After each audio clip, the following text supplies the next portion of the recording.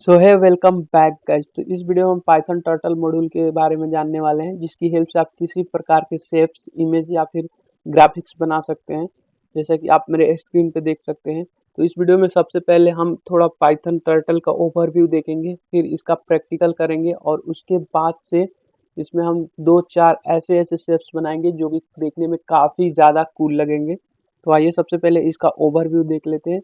तो Python turtle है क्या आखिर? तो पाइथन टर्टल एक पाइथन का लाइब्रेरी है, जिसकी हेल्प से आप वेरियस टाइप के शेप्स या इमेज बनाते हैं।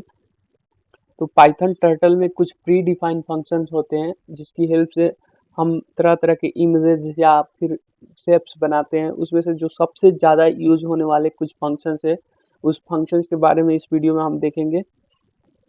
तो इसमें सबसे पहला जो हमारा फंक्शन है वो फॉरवर्ड। तो फॉरवर्ड एक पाइथन लाइब्रेरी में प्री डिफाइंड फंक्शन है, जिसकी हेल्प से आप किसी प्रकार के लाइन ड्रॉ कर सकते हो। इसमें जितना भी न्यूमेरिक वैल्यू पास करेंगे, जैसे मैंने 230 पास कर दिया, तो ये क्या करेगा, एक 230 का लाइन यहाँ पे एक ड्रॉ कर देगा। और ये सिर्फ एक ही पैरामीटर लेता है। तो पैरामीटर किसे कहते हैं? तो इस फॉरवर्ड फंक्शन के अंदर जो भी आप आर्गुमेंट देंगे, यहाँ पे 230, 50, 100, वो इसके लिए पैरामीटर कहलाता है।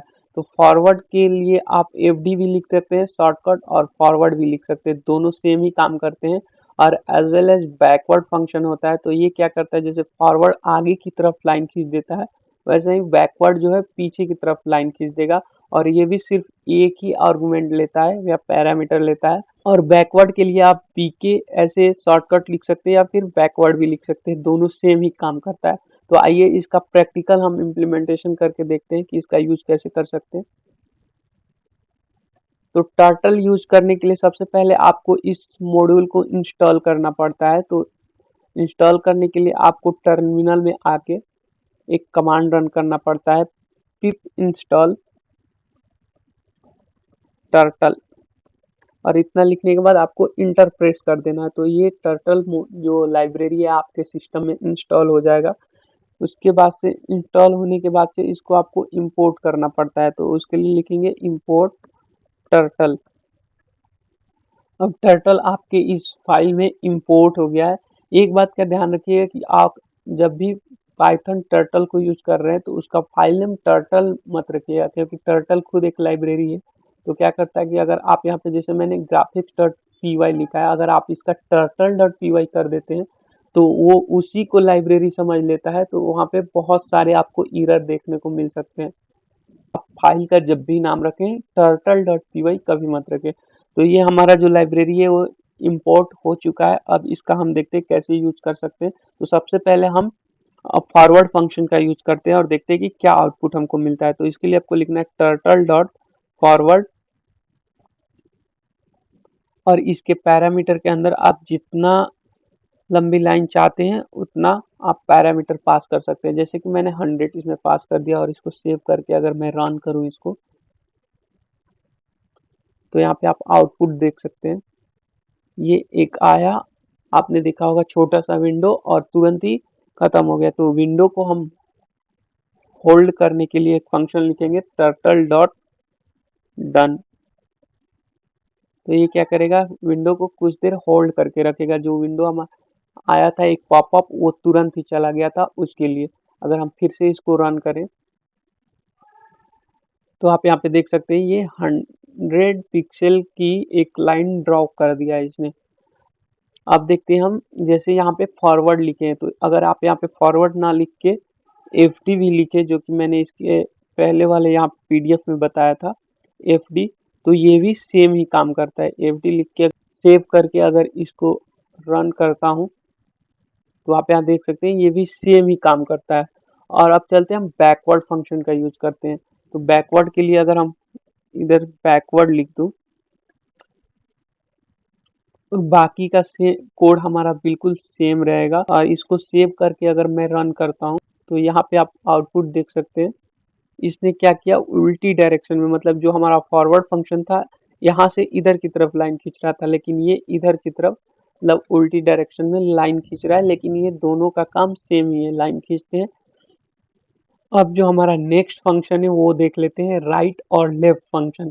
तो राइट और लेफ्ट फंक्शन ये क्या करते हैं कि टर्टल जो हमारा ड्रॉ कर रहा था, आपने अगर देखा होगा यहाँ पे, तो यहाँ पे देख सकते हैं ये हमारा टर्टल है। ये क्या करता है, अगर राइट और लेफ्ट फंक्शन को अगर यूज करते हैं तो ये राइट की तरफ, अगर राइट लिखते हैं तो राइट की तरफ ये मूव कर देगा, और ये भी सिर्फ एक पैरामीटर लेता है।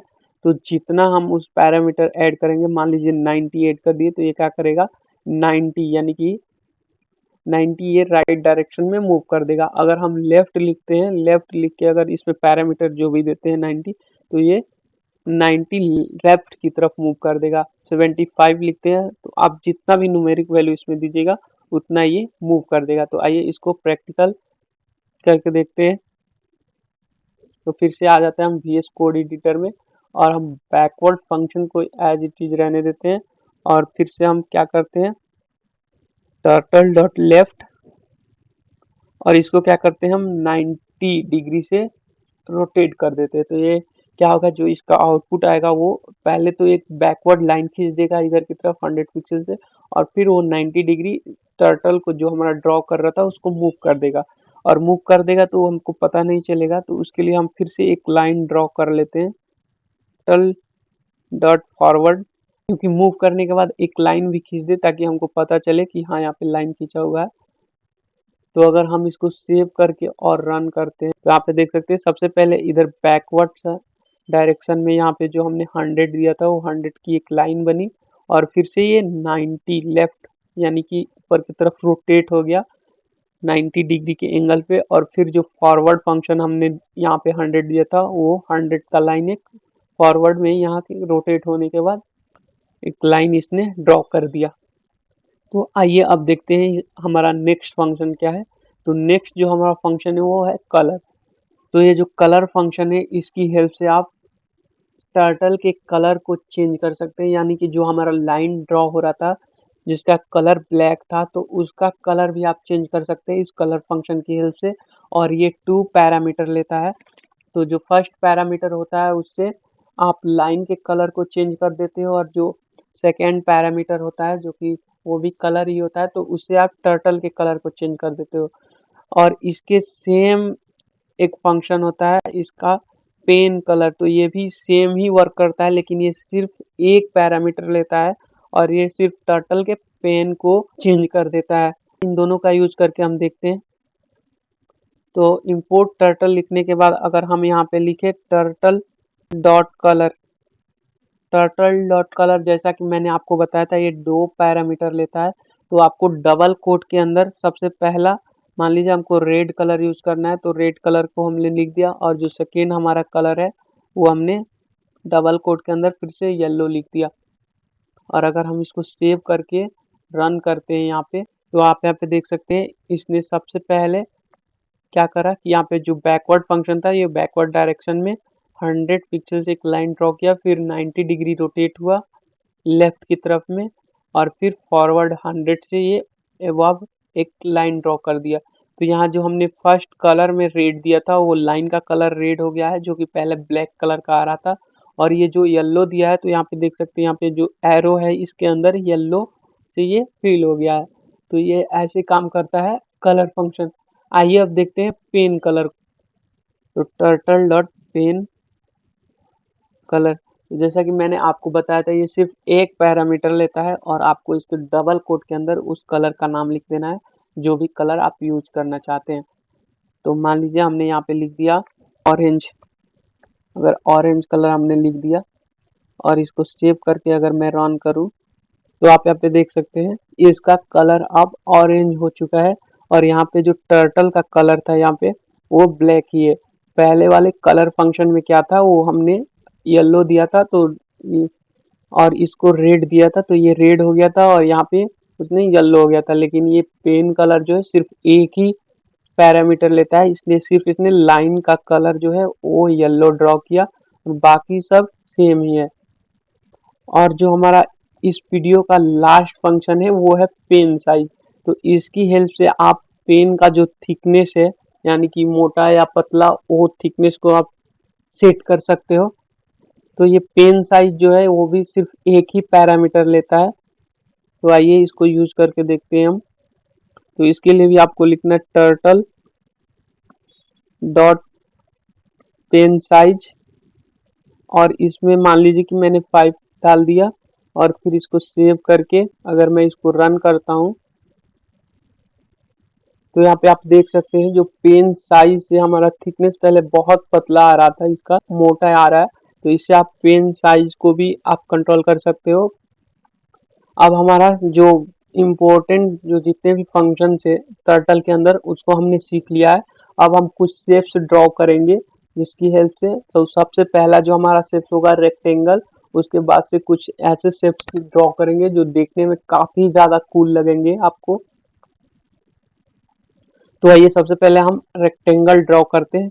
तो सेम आपको सबसे पहले पाइथन टर्टल को इंपोर्ट कर लेना है। इंपोर्ट करने के बाद आपको टर्टल डॉट फॉरवर्ड, और इसमें हम पैरामीटर में दे देते हैं 100, और फिर इसको लेफ्ट 90 डिग्री से रोटेट कर देते हैं, और फिर इसको forward turtle dot F T यहाँ पे लिख देते हैं गाइज। तो इसको फिर से हम 100 पिक्सल से फॉरवर्ड कर देते हैं, और फिर लेफ्ट इसको कर देते हैं हम 90 डिग्री। यहाँ पे फिर से ये 90 डिग्री पे रोटेट हो जाएगा, और फिर फॉरवर्ड। तो टर्टल डॉट लेफ्ट लिखने की जगह पे आप एल टी भी लिख सकते हैं, इसका शॉर्ट फॉर्म दोनों सेम ही यूज कर सकते। और फिर इसको हम 90 डिग्री से रोटेट कर देंगे, और फिर हमारा जो लास्ट लाइन है उसको ड्रॉ करेंगे turtle dot F D 100 pixel. और अगर हम इसको रन करें, पहले सेव कर लेते हैं। यहाँ पे फिर से हमने टर्टल मिस कर दिया है, तो यहाँ पे आप देख सकते हैं हमारा स्क्वायर जो है वो रेडी है। तो सबसे पहले इसने फॉरवर्ड 100 पिक्सल एक लाइन ड्रॉ की, फिर 90 डिग्री से लेफ्ट में रोटेट हुआ यानी कि अपर डायरेक्शन में, फिर इसने फॉरवर्ड 100 यानी कि इस फंक्शन से इसने एक लाइन ड्रॉ किया, और फिर इसने लेफ्ट 90 डिग्री से रोटेट हुआ, फिर ये फॉरवर्ड लाइन ड्रॉ किया। ऐसे हमारा बन गया स्क्वायर। अब हम चलते हैं एक एनिमेशन ड्रॉ करते हैं। तो फिर से हम आ जाते हैं अपना VS कोड एडिटर पे, और सेम थिंग आपको करना है। सबसे पहले इंपोर्ट टर्टल, और देन हम क्या करते हैं टर्टल डॉट बीजी कलर। तो बीजी कलर के बारे में मैंने आपको नहीं बताया, लेकिन अभी बता देते हैं। बीजी कलर से जो आपका बैकग्राउंड कलर जो व्हाइट आ रहा था उसका कलर आप चेंज कर सकते हैं। तो इसके लिए भी आपको डबल कोट के अंदर जो भी कलर करना चाहते हैं वो लिख सकते हैं। जैसे कि मैंने ब्लैक कलर लिख दिया, तो इसका कलर जो है वो अब ब्लैक आएगा जो बैकग्राउंड कलर था। इसके बाद से टर्टल डॉट पेन कलर, जितना भी फंक्शन हम पढ़े थे उस सारे फंक्शन का यूज इसमें कर लेते हैं ताकि कंसेप्ट क्लियर हो जाए। तो पेन कलर को हम पेन कलर को दे देते हैं हम येलो, और जो हमारा एक फंक्शन था टर्टल डॉट पेन साइज, तो इसको भी हम दे देते हैं 2, ताकि इसका थिकनेस थोड़ा सा पहले से मोटा है। अब एक वेरिएबल ले लेते हैं, और इस वेरिएबल में हम एक नंबर दे देते हैं 200 का। जैसे हम फॉर लूप का यूज करते हैं, फॉर आई इन रेंज। तो आपको मालूम होगा पाइथन में फॉर लूप कैसे यूज करते हैं। फॉर आई इन रेंज, और यहाँ पे रेंज हम दे देते हैं 0 से 20, और इस फॉर लूप के अंदर हम कर देते हैं टर्टल डॉट फॉरवर्ड जे, यानी कि सबसे पहले ये जो हमारा 200 है उसका लाइन एक ड्रॉ करेगा। देन उसके बाद से क्या होगा, हमारा जो जे है वो हर बार 10 पिक्सल से कम होगा, और उसके बाद से ये हर बार टर्टल जो है हर बार 90 डिग्री से मुड़ जाएगा। और ये कितनी बार होगा, पूरे 20 बार, जो हमारा 0 से स्टार्ट होके 20 बार जो हमने इसका रेंज दिया है। और फिर जो हमको लास्ट में एक फंक्शन यूज करना रहता है टर्टल डॉट डन। और इसको अगर हम सेव करके रन करते हैं तो आप यहाँ पे देख सकते हैं ये प्रोग्राम रन हो गया है। और एक हर बार सबसे पहले जो हमारा वेरिएबल में 200 था, सबसे पहले इसने 200 का एक लाइन ड्रॉ किया, फिर ये क्या किया कि ये 90 डिग्री से रोटेट हुआ, और रोटेट होने के जब एक इंटरवल पूरा किया उसके बाद से ये जो जे है हमारा 200 वो 10 पिक्सल से कम हो गया, यानी कि अब 190 हो गया। फिर ये 190 पे यहाँ यानी कि 200 से 190 पे आया और फिर से ये 190 का एक लाइन ड्रॉ किया और फिर से ये लेफ्ट में रोटेट हो गया 90 डिग्री से, फिर एक लाइन ड्रॉ किया। ऐसे ये प्रोग्राम चल रहा है और ये कितने बार 20 बार चल रहा। तो आइए अब एक लास्ट प्रोग्राम हम करते हैं और इसमें हम एक सन को बनाएंगे जो कि देखने में काफी ज्यादा कूल लगेगा। इस सारा कोड को हम हटा देते हैं और फिर से हम शुरू करते हैं इंपोर्ट टर्टल। तो सबसे पहले हमने टर्टल को इंपोर्ट कर लिया और उससे भी पहले इसके लिए एक और हमको इंपोर्ट लिखना पड़ेगा जिसमें फ्रॉम टर्टल इंपोर्ट एस्टेरिक हमको लिखना पड़ेगा और फिर उसके बाद इंपोर्ट टर्टल का हमने यूज करा और फिर हम इसको कलर फंक्शन को यूज करते हैं। इसमें हम दे देते हैं ऑरेंज और इधर दे देते हैं येलो और टर्टल डॉट बीजी कलर को हम ब्लैक कर देते हैं। और एक हमको फंक्शन यहाँ पे शुरू करना पड़ेगा बिगिन अंडरस्कोर फिल। तो ये फंक्शन क्या करता है, जो हमारा शेप होगा उसके अंदर कलर फिल करने का काम करेगा। अब यहाँ पे हम एक वाइल लूप शुरू कर लेते हैं, वाइल ट्रू। इसको क्या करते हैं हम FD, तो ये फॉरवर्ड कर देते हैं 200 पिक्सल और फिर इसको लेफ्ट कर देते हैं हम 170 और फिर इसमें हम एक कंडीशन लगाएंगे इफ ABS जो कि एब्सोल्यूट वैल्यू देता है। आपको भी पता होगा इस फंक्शन के बारे में, absolute position is less than 1। मतलब ये है कि जब ये वाइल लूप चल रहा है तो उसका जो एब्सोल्यूट पोजीशन है वो 1 से जब कम हो जाएगा तो उस कंडीशन में हमारा क्या होगा, ये वाइल लूप ब्रेक हो जाएगा और देन ये जो हमने बिगिन फिल किया था उसको एंड फिल कर देंगे और फिर हम लास्ट जो फंक्शन था हमारा डन, इसको हमने यूज करा। अगर हम इसको सेव करके रन करते हैं तो गाइस यहाँ पे आप देख सकते हैं इसका आउटपुट ये सन ड्रॉ कर रहा है। इसके बाद से इसमें कलर भी फिल होगा जिसके बाद ये काफी कूल लगेगा।